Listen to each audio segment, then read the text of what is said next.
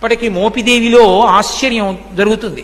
ప్రధానమూర్తి కింద కలుగులో ఉంటుంది పాము, అందులో ఉంటాడు. వాయువుని వింటూ ఉంటాడు, వేదనాదాన్ని వింటూ ఉంటాడు. మంత్రాలు చదివేటప్పుడు దోషం ఎక్కువ వచ్చిందనుకోండి, స్వరంలో దోషం, కోపం వచ్చేస్తుంది. ఎవరిని ఏం చేయడు, కోపం వచ్చి అలుగుతాడు. అలిగి కలుగులోంచి బయటకు వచ్చేస్తాడు. బయటికి వచ్చేసి ఎదురుగుండా తొట్టు ఉంటుంది, అందులోకి పోయి పడుకుంటాడు. నేను లోపల ఉండనంటాడు. నాదం తప్పు వస్తోంది, స్వరం తప్పు వస్తోంది, నేను విన్నా మంత్రం అంటాడు. అప్పుడు వచ్చి మళ్ళీ స్వరంతో చదువుతారు మంత్రం. చదివి తప్పు అయిపోయిందయా, క్షమించు, నీ యథాస్థానాన్ని చేరమని అడుగుతారు.